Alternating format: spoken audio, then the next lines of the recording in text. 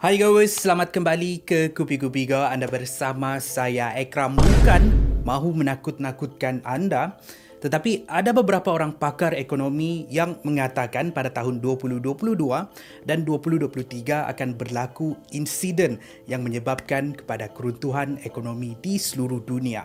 Kalau ini terjadi, kita akan menjadi seperti 5 negara di dalam senarai ini. Apa yang terjadi dengan negara-negara ini? Mereka mengalami satu peristiwa keruntuhan ekonomi.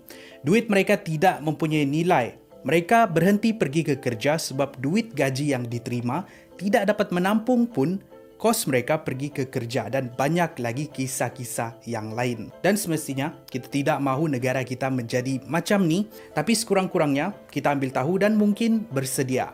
Tanpa melengahkan masa lagi, ini adalah 5 insiden keruntuhan ekonomi yang paling teruk pernah berlaku di dunia. 5. Greece, tahun 1980 sehingga tahun 2018. Ekonomi runtuh semata-mata mahu memuaskan hati rakyat. Greece, sebuah negara yang terletak di Eropah. Dahulunya sebuah negara yang gah. Di sini tempat lahir sukan Olimpik, sistem demokrasi dan tempat asal cendekiawan zaman silam seperti Socrates, Plato dan Aristotle. Namun begitu, pada zaman moden Greece tidaklah segah zaman silam mereka. Sekitar lewat 1980-an, polisi kewangan kerajaan Greece tidak terkawal. Semata-mata mahu memuaskan hati pengundi, mereka memperkenalkan polisi undang-undang seperti gaji akan naik secara automatik pada setiap tahun. Pekerja boleh bersara awal, gaji pension juga dibayar dengan sangat tinggi. Banyak kemudahan diberi melebihi dari apa yang kerajaan mampu, meningkatkan kadar defisit fiskal negara tersebut sebanyak 15.4%.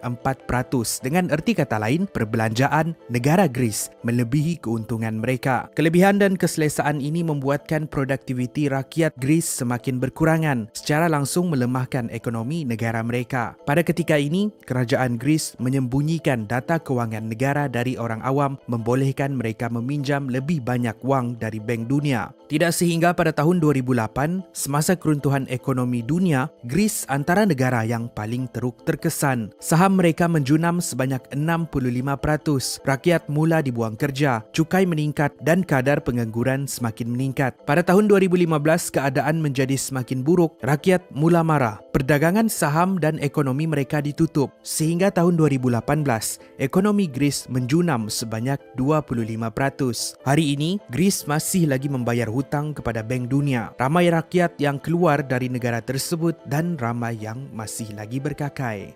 4. Jerman, tahun 1923. Keruntuhan ekonomi disebabkan Perang Dunia. Jerman adalah negara yang bertanggungjawab mencetuskan Perang Dunia Pertama dari tahun 1914 sehingga mereka kalah pada tahun 1918. Bila mereka kalah, satu perjanjian dikenali sebagai Perjanjian Versailles dimeterai. Antara intipati perjanjian, mereka perlu membayar kos peperangan sebanyak $33 bilion kepada negara-negara yang terlibat. Bukan sahaja dikelilingi hutang, tapi struktur kerajaan mereka juga kucar-kacir. Berlaku rebutan kuasa, rakyat berbelah bagi. Kadar inflasi sangat tinggi, mata wang Jerman iaitu mata wang Marks runtuh. Bayangkan pada tahun 1922, sebuku roti berharga 200 bilion marks. Keadaan mereka menjadi semakin teruk bila pada tahun 1929 seluruh dunia mengalami keruntuhan ekonomi. Semuanya berubah pada tahun 1933 selepas Adolf Hitler menjadi Chancellor. Dia memperkenalkan polisi yang menggalakkan peluang pekerjaan. Dari hari ke hari, kadar pengangguran semakin berkurangan dan mereka berjaya meningkatkan ekonomi Jerman secara keseluruhan. Sehingga tahun 1930-an, Jerman mempunyai ekonomi antara yang paling kuat di dunia sehingga tahap mereka mampu lagi untuk mencetuskan Perang Dunia Kedua pada tahun 1939. Namun begitu, sekali lagi mereka kalah pada tahun 1945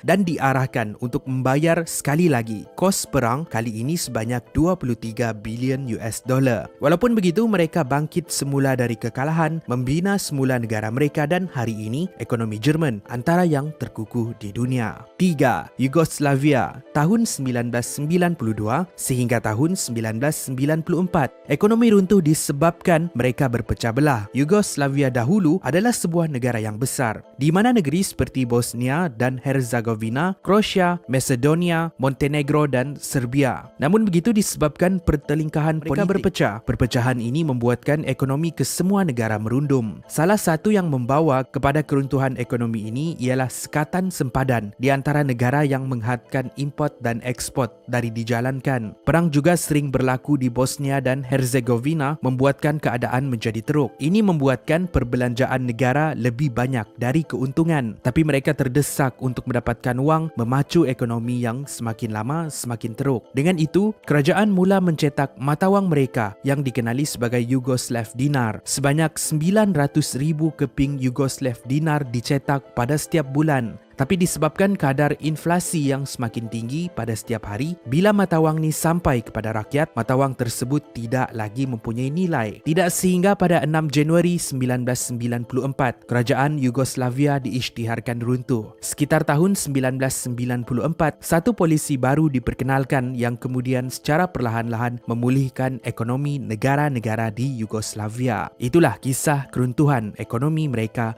pada tahun 1994. 2. Zimbabwe.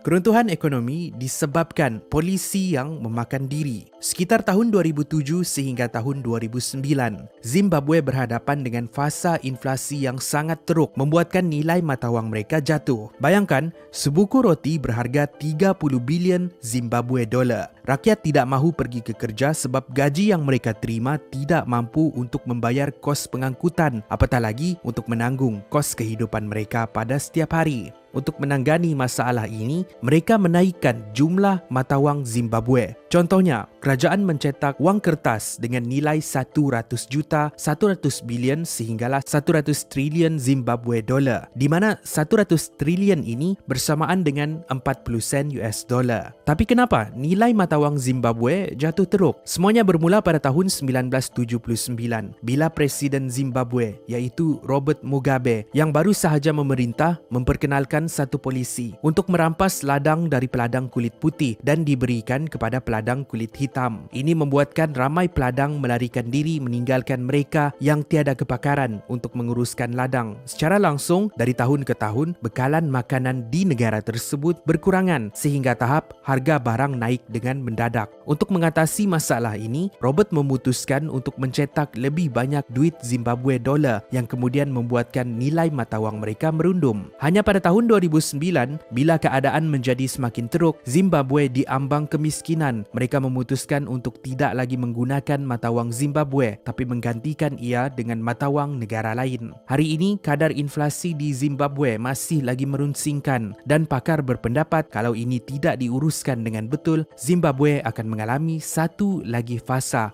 keruntuhan ekonomi. 1. Hungary 1946. Kes keruntuhan ekonomi paling teruk di dalam sejarah. Dianggap sebagai kes inflasi paling teruk di dunia. Negara Hungary berpihak kepada Jerman semasa Perang Dunia Kedua. Bila Jerman kalah, kerajaan mereka kucar-kacir, rakyat semakin sengsara dan ekonomi merundum. Mereka juga membayar kos perang pada masa yang sama menanggung rugi, memulihkan ekonomi negara mereka yang menjadi medan perang di antara Jerman dan Rusia. Dengan kerajaan Hungary yang tidak mempunyai sumber kewangan, cara untuk mereka menyelesaikan masalah ekonomi ini ialah dengan mencetak lebih banyak duit. Sebanyak 100 million US dollar mata wang Hungary dikenali sebagai pengo dicetak, membuatkan setiap 15 jam satu mata wang pengo jatuh 2 kali ganda. Sebagai perumpamaan, sebelum Perang Dunia, 1 USD bersamaan dengan 5 pengo. Tapi selepas nilai mata wang pengo jatuh, 1 US dollar bersamaan dengan 70,000 pengo. Contohnya, untuk memberikan gambaran, kalau rakyat Hungary membeli barang hari ini, esok mereka bangun, harga barangan yang sama akan meningkat sekali ganda. Dan begitulah untuk hari-hari seterusnya. Mengikut cerita, mereka menggunakan duit kertas sebagai wallpaper. Wang-wang ini dibakar untuk dijadikan sumber api dan memaksa mereka menggunakan emas sebagai mata wang. Tidak sehingga pada tahun 1946, seorang pakar ekonomi dikenali sebagai Eugene Fraga merangka satu plan untuk menyelamatkan Hungary. Mereka memperkenalkan satu mata wang baru dikenali sebagai forin. Mereka mengubah polisi dan meminta tempoh dari Rusia untuk membayar balik kos peperangan. Melalui dasar ekonomi baru ini, Hungary berjaya keluar dari belenggu kemiskinan sehinggalah hari ini. Terima kasih kerana menonton. Itu adalah perkongsian kita pada hari ini. Apa pendapat anda tentang topik pada hari ini? Kalau anda rasa menarik dan bermanfaat, pastikan anda like dan share kepada rakan-rakan anda. Pastikan anda subscribe ke Bigo Bigo, like kami di Facebook, follow kami di Insta dan juga di Twitter. Akan lebih banyak lagi episod menarik dan bermanfaat seperti ini pada masa hadapan. Saya jumpa pada episod yang seterusnya. Bigo Bigo menarik setiap hari.